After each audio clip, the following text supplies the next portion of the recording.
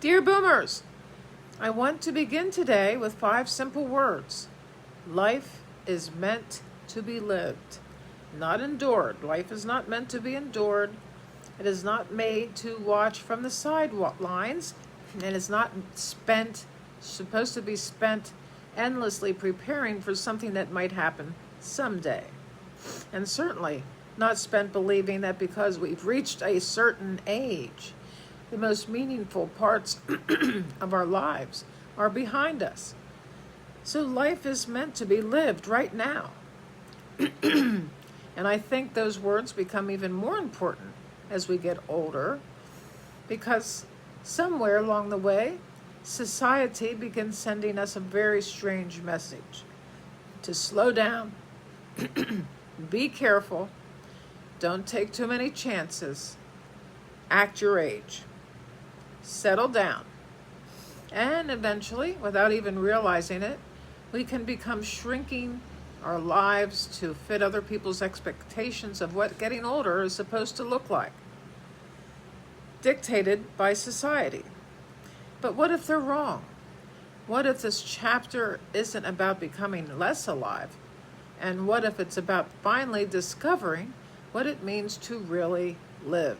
Please subscribe to the channel and join us in this journey. So, life is meant to be lived. It could be a mantra.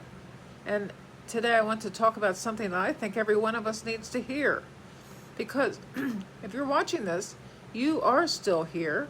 And as long as you are still here, your life is asking something of you.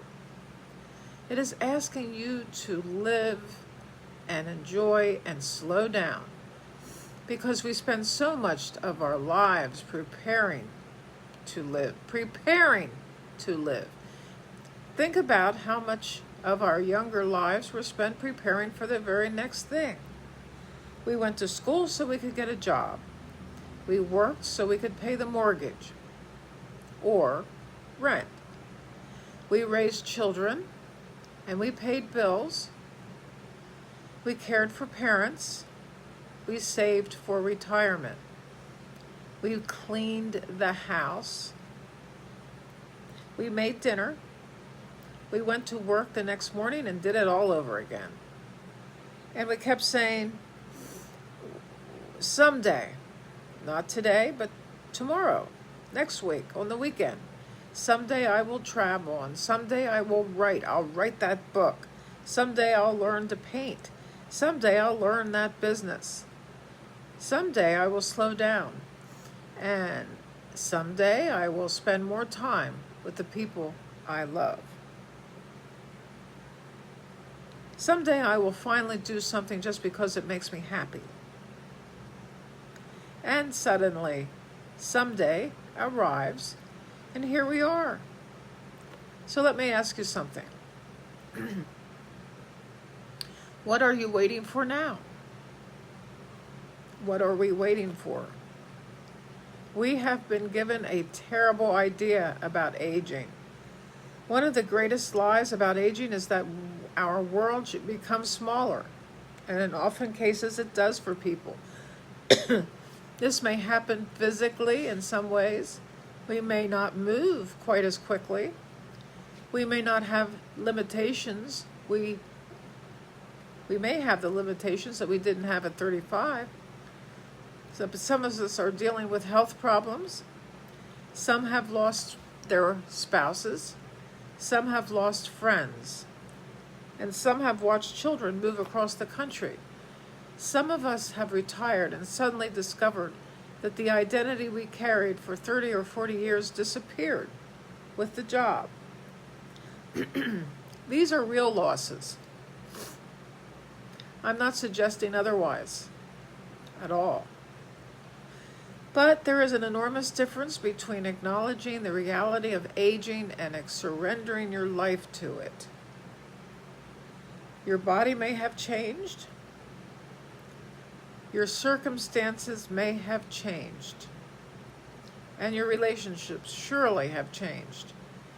But the essential part of you that can wonder, love, awe, create, laugh, the part of you that learns, that gives and experiences all, is still here. Maybe living looks different now.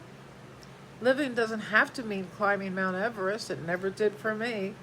Maybe living today means walking around the block, or around the block twice, calling someone you have been thinking about, going somewhere you have never been, taking a class, planting tomatoes, learning how to use a new piece of technology even though it drives you crazy at first, joining a group, getting involved in a community, going dancing, yes, writing down the stories of your life, starting a YouTube channel at age 70, 80, or 90, starting a business, falling in love again, volunteering, mentoring somebody younger, or simply sitting outside with a cup of coffee and actually noticing the morning, the birds, the sky, the clouds. That is living, if not more than anything else. The mistake we make is believing that a meaningful life must be a spectacular life, but it does not. A meaningful life is an awake life, a life in which we are present for the moments that we are given, because we don't know if those moments will continue beyond this moment or beyond this day. So we have to stop waiting for perfect conditions. There's another trap we fall into. We tell ourselves we'll start living when something changes. When I lose weight, when my knee feels better, when my hip feels better, when I have more money. But when my family situation settles down and when the chaos disappears, when I am less afraid, when I am more confident, then I'll do it. But life has never been promised us perfect conditions. At 25, there were problems, and at 45, there were problems, and even at 65, there were problems that were weighing us down, and there will be problems tomorrow. But if we wait until everything is perfect before we give ourselves permission to live, we may spend our entire lives waiting. Maybe courage isn't waiting until the fear disappears. Maybe courage is saying, I am afraid and I'm going anyway. I'm going forth to conquer. Your age is not an expiration date. Your age is information, as is any kind of pain that you have, is information. It's not an expiration date. Think about everything that you have accumulated over all of these decades. Not your possessions, your wisdom. You have survived things your younger self could never have imagined. You have made mistakes, if that's what you want to call them. Probably they aren't mistakes, it's a bad word. But you recovered whatever it is. You've had your heart broken. You've probably broken a few hearts yourself. And you have succeeded. You have failed. You have started over again. You have said goodbye to the people you thought would always be there. And somehow, you are still here. That means something.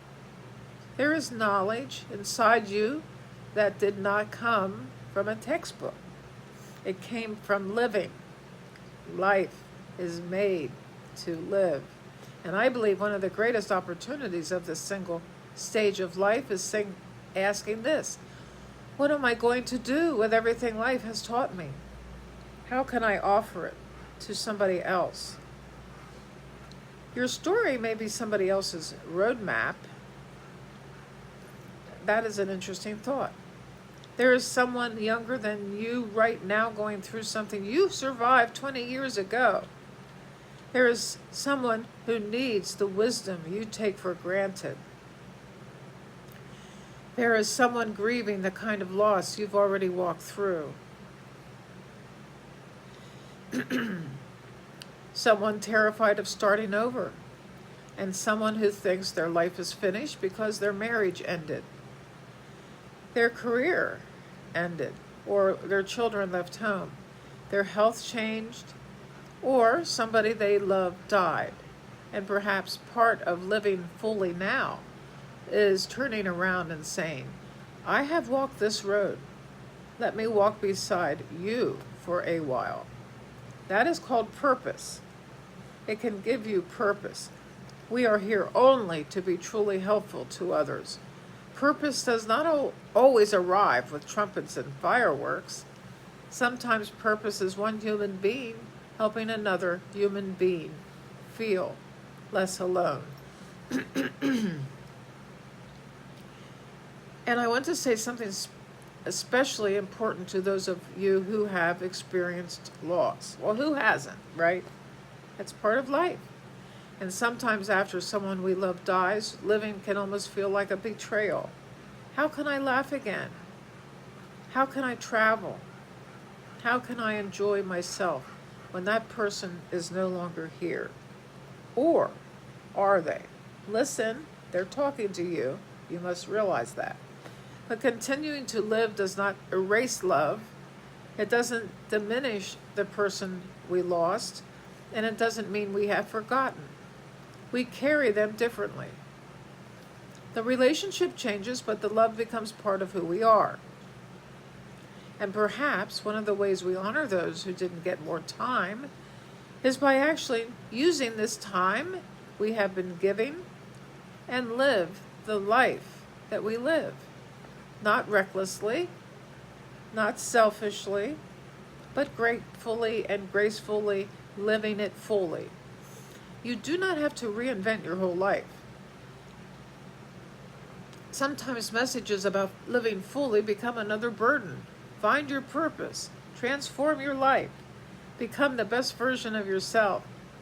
That can be exhausting when you don't feel that way. Maybe you don't need to reinvent yourself. That's the point. Maybe you simply need to become interested in your life again. Ask yourself, what makes me feel alive? What is it? When was the last time you lost track of time because you were enjoying yourself or immersing yourself in a project? What have you always wanted to learn? Who do you miss? Who makes you laugh? What would you try if you weren't worried about looking foolish? What part of yourself did you put away years ago because responsibilities took over? And maybe it's time to go looking for that person again. Who am I? Who was I? Who can I be? Don't underestimate one small yes. We tend to imagine change as something enormous, but sometimes an entirely new chapter begins with one small decision, one phone call, one walk, one class, one invitation accepted instead of declined, one conversation with a stranger, one application, one plane ticket, one video uploaded, one afternoon spent doing something you've never done before. One yes, and then another yes, and another, until one day you look around and realize, my God, I'm living again. I am alive, and I feel alive. I am living now. The question I want you to ask yourself is this. I don't want you to ask, how many years do I have left? None of us knows the answer to that. Ask something much better. What am I going to do with this day that I have to live?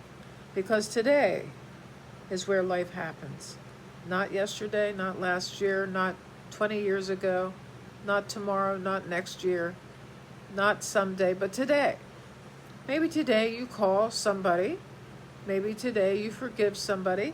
Maybe today you decide to get a dog, even if you're 75.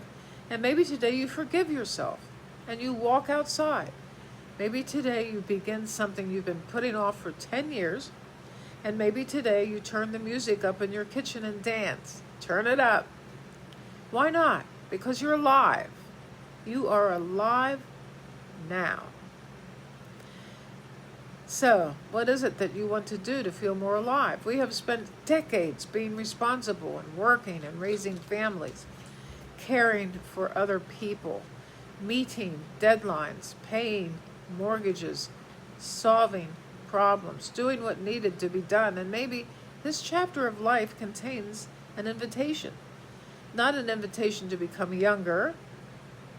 I don't want to become younger. I want to become more alive. That is it right there. Life is meant to be lived.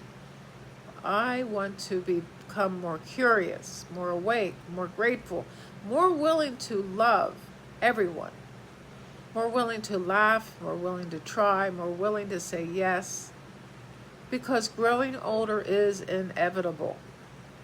But just disappointing from our own lives, disappearing from our own lives is not inevitable. So have you been waiting for permission to begin again? This is it. Take the trip, make the call, take the walk, join the group. Be friendly, be kind, write the story, write your book, learn the technology, start the project. Tell somebody you love them. Do the thing you've been telling yourself you're too old to do. And tomorrow morning, if you're fortunate enough to open your eyes to another day, remember, life is meant to be lived. You weren't simply given another day to get through. You were given another day to live, because life is meant to be lived. So let's live it, and let's live it together. Goodbye.